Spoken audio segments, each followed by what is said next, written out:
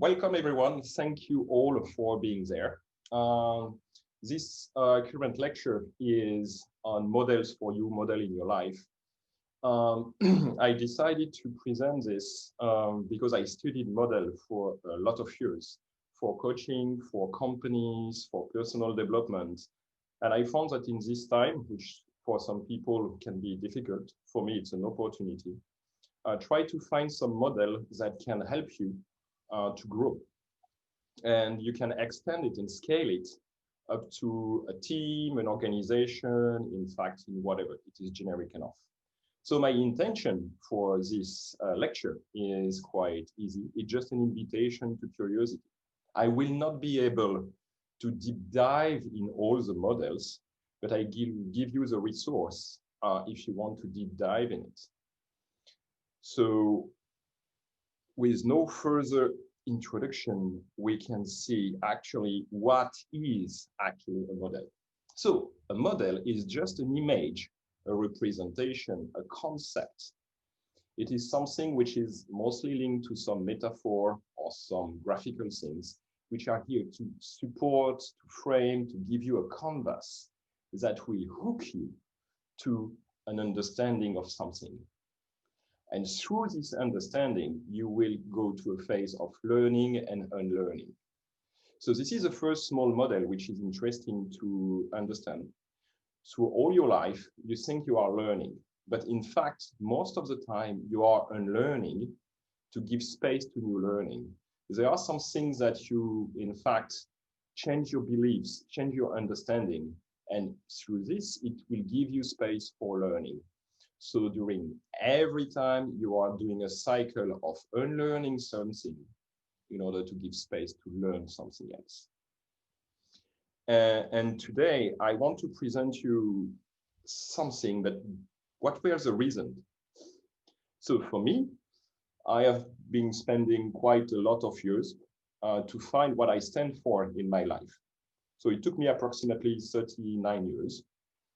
And I'm not expecting you, maybe you have it, maybe you don't have it, and in all cases, it's okay. But what I stand for, potentially now, and it may change for the rest of my life, is to invite people to discover a better version of themselves. And it's a long process, actually. And this process goes through different steps. And I was asking myself, is there something that I can help people to discover a better version of themselves? And this is why we are here today. So the first model, which is still in writing, because it's a collaborative work with myself and few facilitators in Austria, France, and in New Zealand and in Australia, where we are trying to define a model in order to help people to put your ideas in action. So it is a model linked on focus and motivation. And how we started on it, it's how we started this model, which is in fact a lighthouse, what you stand for and how to keep direction to what you stand for. Starting with a friend, Martina, who told me something really funny. I didn't realize that in the word question, in fact, you include the concept of quest. And in fact, this is a quest for understanding. Each time you're asking a question, you're having a question, it's a quest of understanding. So through this, we will see that how this lighthouse model can be hooked to other models to deliver focus and motivation. It can be, again, used for you, and initially it's just for you, but it can be used also for a team, an organization, whatever. But how to start this quest? First, you start with a blank map. And it's okay to not know where to go. At the beginning, you need to start with the first step, which is what do you stand for? And you will start the first action. And you have also an inner compass, which sometimes the lighthouse may not be visible. It may be hidden by obstacle, but you have a kind of way to know where this direction is. So this is the first tool you need to have. Just a compass that you need to recalibrate sometime and a map. So let's go a little bit deeper of what could be this lighthouse model. So if I go there, this is a small drawing about what could be your lighthouse, your quest of understanding. So at the end, you can see this lighthouse, which is by nature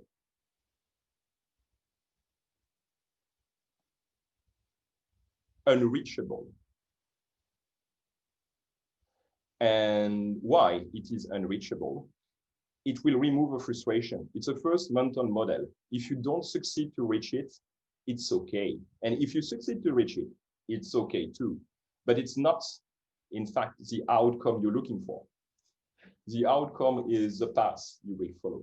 And it should be wide enough, but not too much.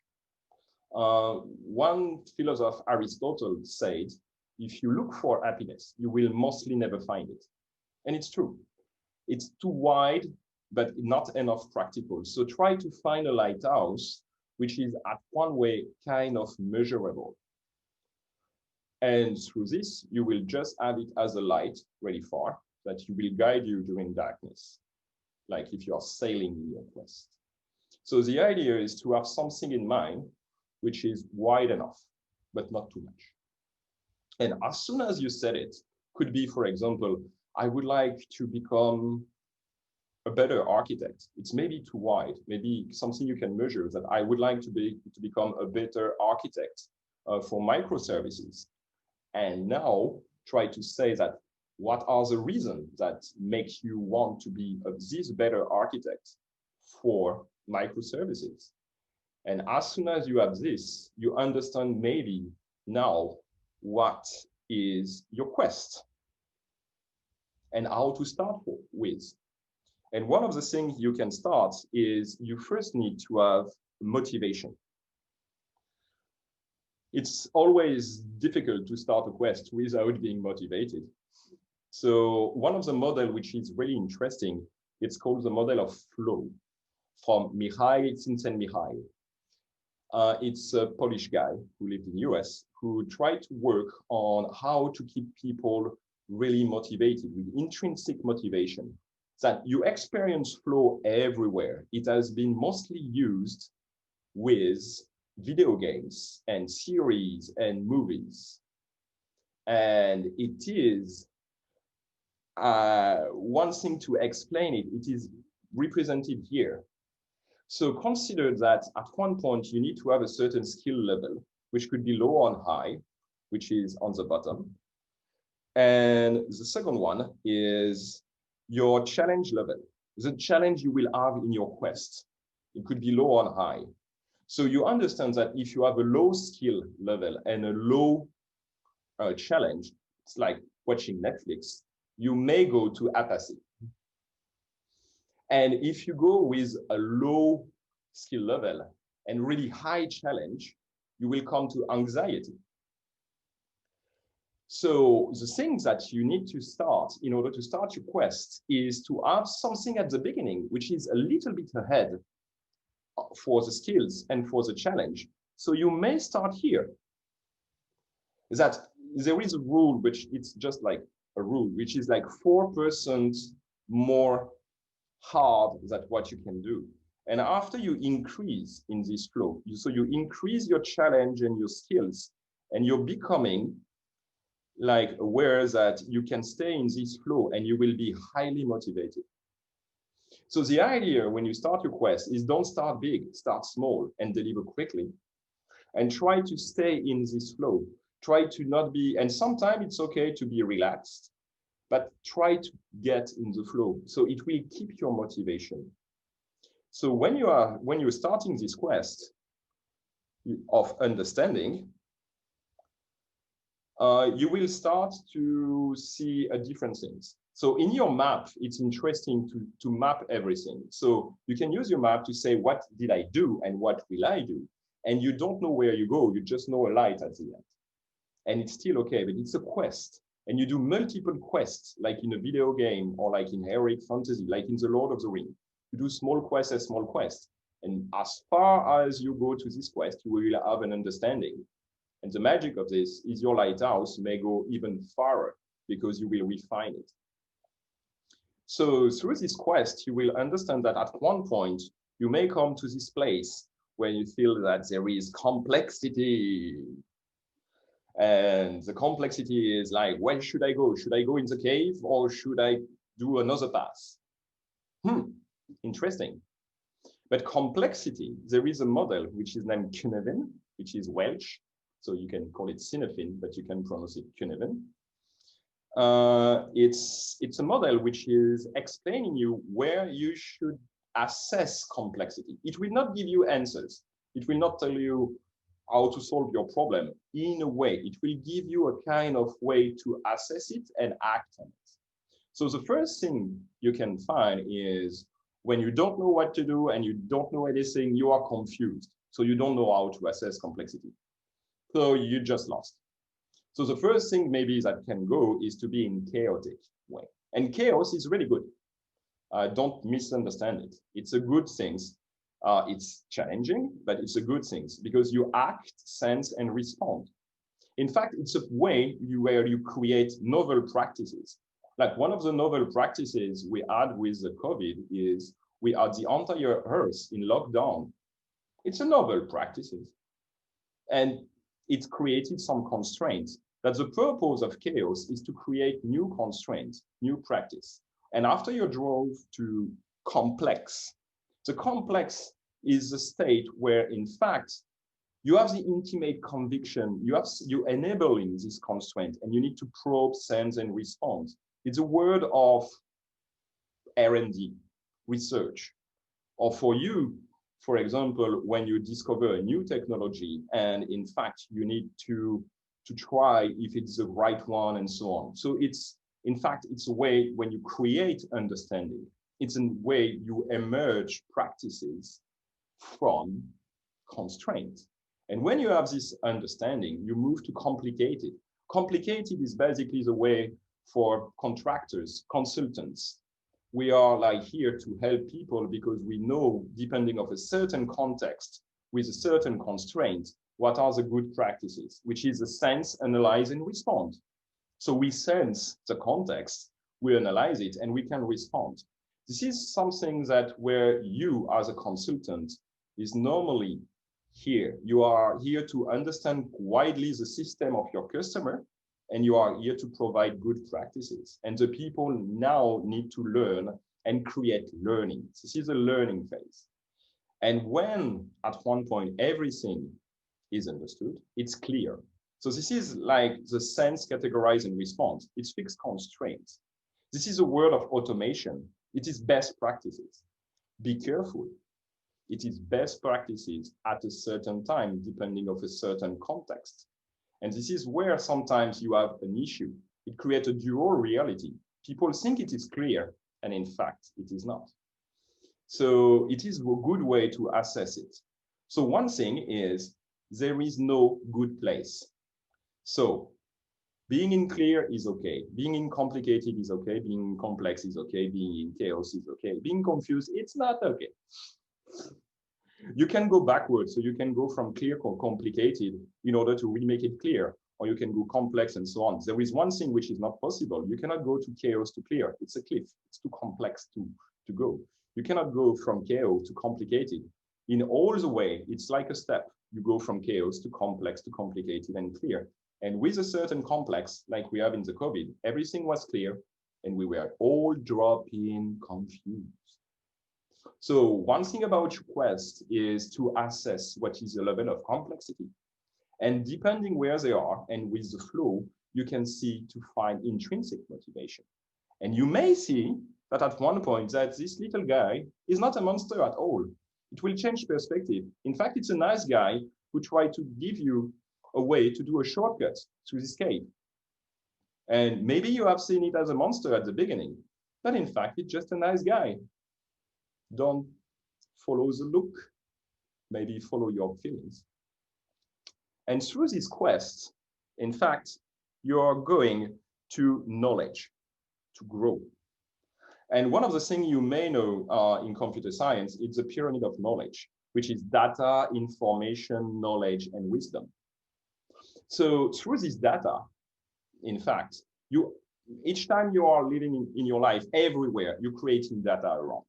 And through this data, you make it in action, and you create some kind of information. So all two pieces of data may create an information and so on. And after again placing it in action, you will start to create knowledge, and you will have a knowledge. And after a certain knowledge, and as you create many knowledge, you will go to wisdom. So through this process, you see also it is the learning and unlearning. So with some data, you will learn and start to unlearn, remove some information that will change your knowledge. So it's not something which is fixed. It's something which is always moving with time. And there is a second pyramid, which is not really well described, and you will find mostly nothing on the internet, which is a second pyramid of knowledge. And this second pyramid is really interesting. The first pyramid is all you know, all the facts, all the studies, all the science, which is here. So you have this amount of knowledge in your brain. The second one is a little bit bigger. It's here, the reasonable assumption. So something that you believe it's true, and you don't have some proof, neither scientific, but it seems that it's okay. And here you have your assumption, which is something only based on your beliefs, education, the way you think, the people you meet, but they are not proved. So the thing is, like, during this quest, make sure you are checking at one point, is this just an assumption, a reasonable assumption, or a fact? And you have more assumptions that you can believe. And this is one thing which is really interesting, is just to check. Because if you understand the first pyramid of knowledge, if at one point you do some misinterpretation of some information, you may create a different knowledge. You may corrupt, in fact, your knowledge. So this is why we are saying sometimes some people have some mental models, that people have some beliefs which are just assumptions. Like an easy one is women do not know how to drive. It's a mental model. It is widely wrong. I know many men who don't know how to drive. But sometimes it's disturbing your pyramid in the way you create knowledge. So be careful of all the mental model, all the bias you have. Because during this quest, you may have to question some bias or question some models. And so it's always good that after you assess complexity, sometimes you may think that, oh, this is impossible. So be careful, maybe this is just an assumption. And as a reasonable assumption, you may need to have some help to someone else in order to say, no, it is possible. You don't have the knowledge yet. Or you didn't create it, the knowledge yet. You can create it. So we come after to a last model, which is the mindset. So I did a lecture on it. I worked a lot on it. And so some of you know this one. Some people may have a fixed and a growth mindset. So the fixed and the growth mindset, in summary, it's starting with, like, in your quest, everything is about you. Even in a quest for a team, at one point, everything is about you. How do you see things? So it's okay to have sometimes a fixed mindset. It's okay to have a growth mindset. So what is a fixed mindset? Some characteristics are people believe that actually you are born with a certain amount of knowledge, a certain amount of mojo, and it's fixed. Or people which are fear to change, like are absolutely in control, do not want to see different possibilities. The growth mindset, in the other way, is being open-minded, like change is everywhere. Through studies and reading and lectures and meetings, you are improving and you will be every day a better person. And you don't know the answer yet, and maybe you will find it. So the idea is you are fixing in a pendulum like this. Like sometimes you are a fixed mindset, sometimes you're a growth mindset. As a consultant, there is a bias, like saying, I am an expert. So I am an expert is mostly a fixed mindset. In a way, if you are an expert, it means that you have nothing to learn anymore, which maybe is wrong. And maybe at this time, exactly, yes. But tomorrow, the context will change and you may not be an expert. So just be careful with the concept of expert. It may push you too much to the fixed one, and be careful to say, I'm not an expert. It may push you to the imposter syndrome and you are not good enough. So you need to try to find the balance. So in your quest, find the balance with this. It will help you. And also, if you want to have people in a way change their way of thinking, start with you. If you express things in a way that you are too fixed, people will respond in a fixed way. So you are the cause of your own problem. Be careful of yourself. So we saw here that it's starting with motivation all the way. Assess complexity and increase knowledge, and be careful of yourself and your own bias. So if we go there, we will see that at one point, you see there is an unreachable lighthouse we saw. And at one point, it's okay. Maybe you will see that there is another lighthouse here, and as it is unreachable, you can change. Based on the quests you do, you may find another one here, another one here you didn't see at the beginning of the lecture, and maybe another one here. And in all cases, it's okay. The only thing is keep motivated and go to a path. And you will, at one point, keep the direction. So be aware, sometimes you will not see this lighthouse at all. Use your inner compass to check if you are aligned with your values, aligned with what you believe. And one good thing is try to map it. When you start something, remember the good things you did in the past.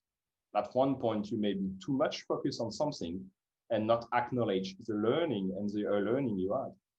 And you grow. If you check how you were when you started your studies and how you are now, you are a different person and an even better person.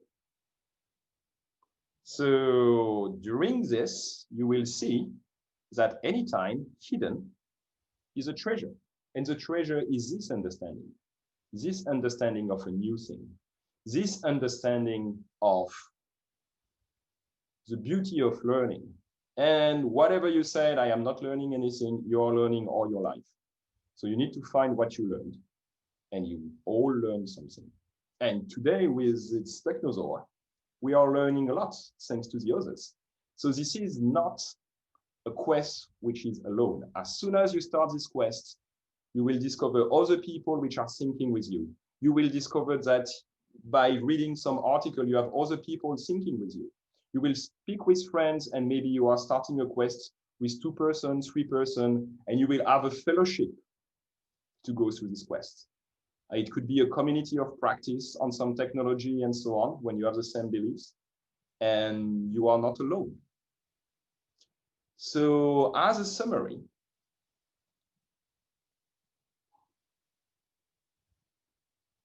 in the model in real life,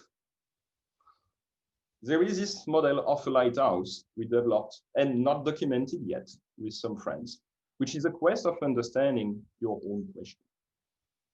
And it's okay at one point, if you find another lighthouse in the way, you can follow it. So my invitation for you is, what are you standing for currently? It could be a small things. I'm not asking you what are you standing for the rest of your life. Like, what do you want to become in 1 year? Try to make it a lighthouse and try to start to map what is the actual things you have now and what are the small paths you want to do. The funny thing is you can use this lighthouse as an OKR, objective key result. And each objective is a quest. The lighthouse is the ambition. And the key result is the way you will measure and pass your quest. Another thing is complexity. So we saw the model of Keynote from Dave's model. How do you see complexity actually? It's not something which is to be afraid. It's okay. And the good things to know is, am I sure to be in the right place? Do I see this complex and it is at one point complicated or clear? Or I am in the center? Ugh. So where are you? And everything is okay. It gives you a help to go from a next step. Maybe you need to create more constraints. Maybe you need to create more understanding. Maybe you need to create more learning. Everything is okay. To do this, you need to be motivated, to be in the flow. And the flow is this part where it's starting a little bit more complex at what you know with a little bit more challenge. Do not try to start too high. Start small, play big. And you will create more knowledge. You will have wisdom on your quest. And you will become a better person. Always check your inner compass, inner pendulum. When I'm speaking with this person, am I in the fixed way or can I be a little bit more gross? Choose. Just be aware of it. And the thing is, you deserve to look for every day a better version of yourself. And don't worry, even if you don't want, you will become a better version of yourself next day and the next day and the next day and the next day until it's finished.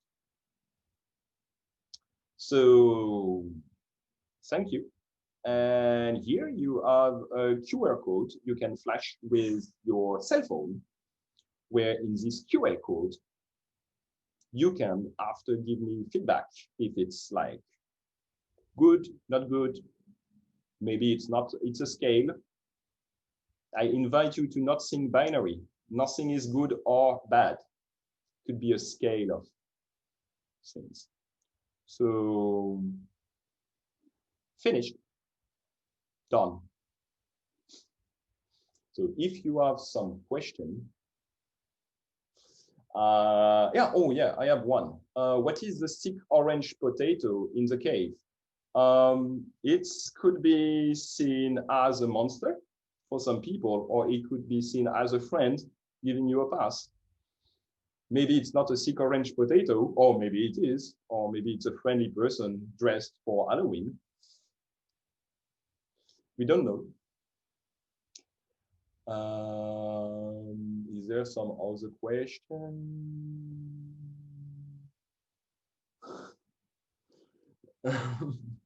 Thank you, Drew. It's a lovable, misunderstandable. Be careful of your own monster. You may see yourself as a monster, and in fact, you are a lovely person.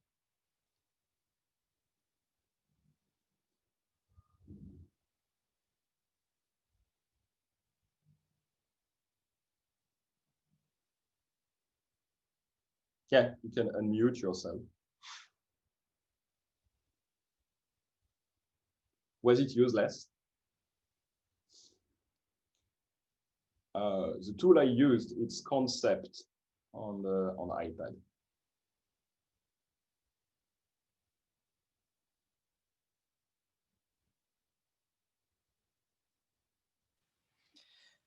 All right.